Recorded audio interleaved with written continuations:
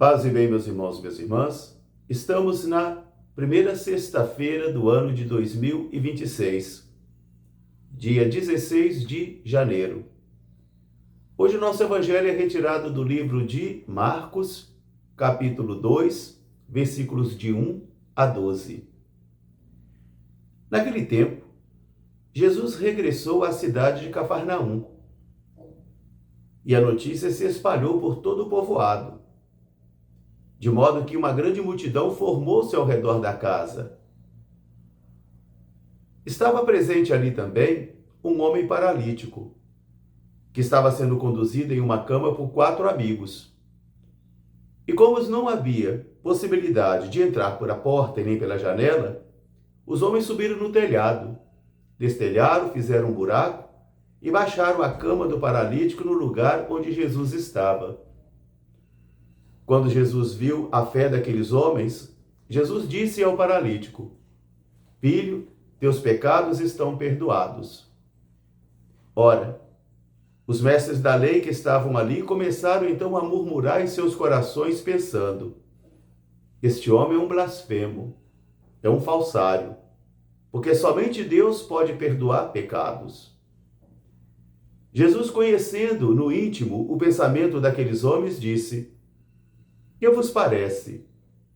É mais fácil dizer a este homem: seus pecados estão perdoados? Ou toma a tua cama e anda?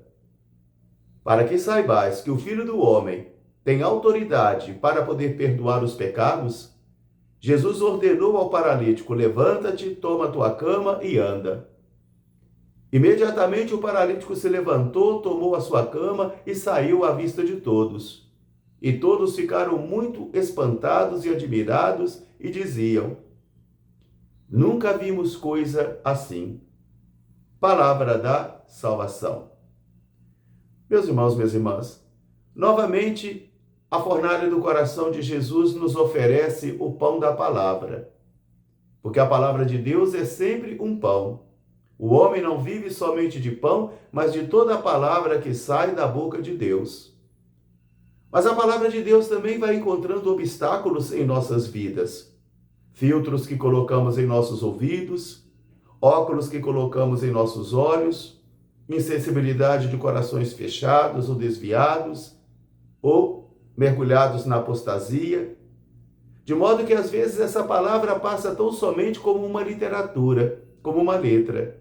E a fé cristã fica tão somente como um subproduto de uma cultura ocidental, incapaz de converter a nossa vida, incapaz de provocar um movimento de conversão, se convertendo assim somente em tradição de povos, culturas de povos, ritos mágicos, mas esvaziados do seu verdadeiro sentido. A primeira leitura de hoje, do livro do profeta Samuel, nós encontramos novamente a rebeldia do coração de um povo que não quer mais o Senhor como seu rei. Diz ele: nós queremos ser como todos os outros povos da terra. Nós queremos nos comportar como todos os outros povos da terra. Nós não queremos mais ser um povo diferente dos outros. E assim, a rebeldia do coração daquele povo fez com que Samuel lhe desse um rei, coisa que o Senhor não estava de acordo, e nem Samuel. Mas como Samuel estava envelhecendo, e dizia o povo na sua reflexão: e seus filhos não se comportam como tu? Então dai-nos um rei. Dai-nos um rei como todos os povos da terra têm reis. Mesmo Samuel argumentando as decorrências ou as consequências desse rei, eles disseram: nós queremos ser como todos os povos.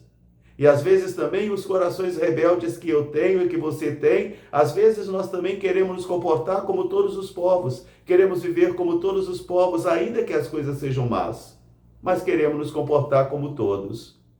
E assim, já não somos mais levedura, já não somos mais um fermento para levedar a história, porque os cristãos começam a ter os mesmos comportamentos e os mesmos sentimentos de todos os povos.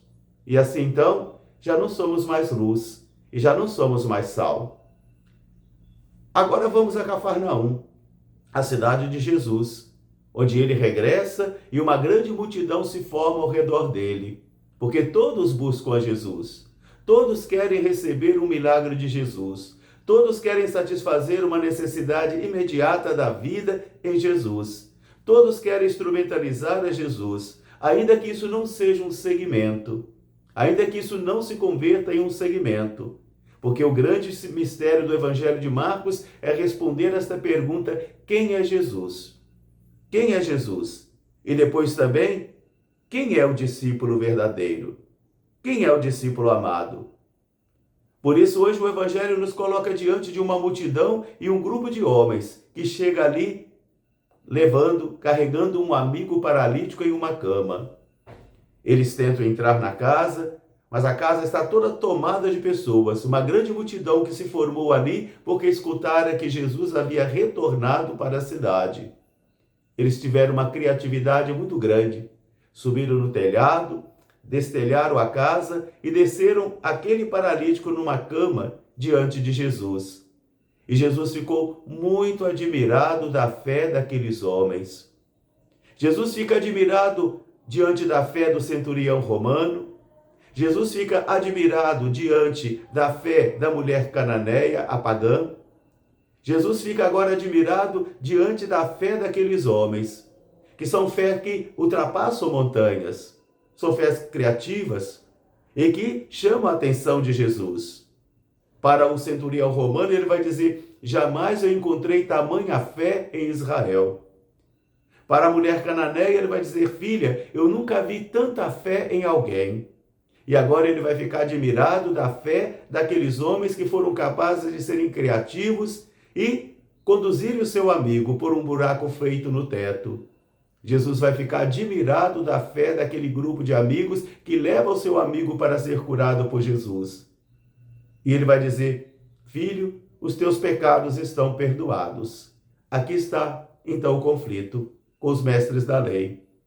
Quantas e quantas vezes também nos é negado esse ministério da igreja? Somente Deus pode perdoar pecados. E é verdade, somente Deus pode perdoar pecados, de tal modo que quando nós estamos no exercício do ministério da confissão, nós vamos dizer: e eu te perdoo em nome do Pai, do Filho e do Espírito Santo, porque somente Deus pode perdoar pecados. Jesus, conhecendo então o íntimo dos corações daqueles mestres da lei, vai perguntar para eles: mas o que é mais fácil dizer para este homem? Seus pecados estão perdoados? Ou dizer para ele: toma sua cama e anda? E para que você saiba que o Filho do Homem tem autoridade para perdoar pecados, então, homem, toma tua cama, levanta-te e anda. O homem levantou, tomou a sua cama e saiu na vista de todos. E todos ficavam admirados, encantados, assustados, deslumbrados, assombrados com o poder que emana da pessoa de Jesus e de sua palavra. E a única coisa que eles podem fazer no final é justamente dizerem: nós nunca vimos coisa igual.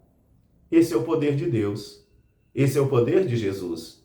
Que eu e você, como paralíticos espirituais, porque às vezes nós somos também paralíticos espirituais e não temos mais força e nem ânimo para caminhar até Jesus, porque a preguiça espiritual não permite, as infidelidades do coração não permitem, o desânimo espiritual não permite. E assim como paralíticos também, nós devemos aprender a conduzir os amigos para Jesus, conduzir as pessoas que nós amamos para Jesus, por meio de uma intercessão, de uma oração pessoal, por meio de um testemunho pessoal, porque a fé cristã, ela é tecida, ela acontece por meio de testemunhos pessoais. Um grande fraterno abraço para todos, paz e bem, até amanhã se Deus quiser. Seráfico Pai São Francisco, rogai por nós. Paz e bem.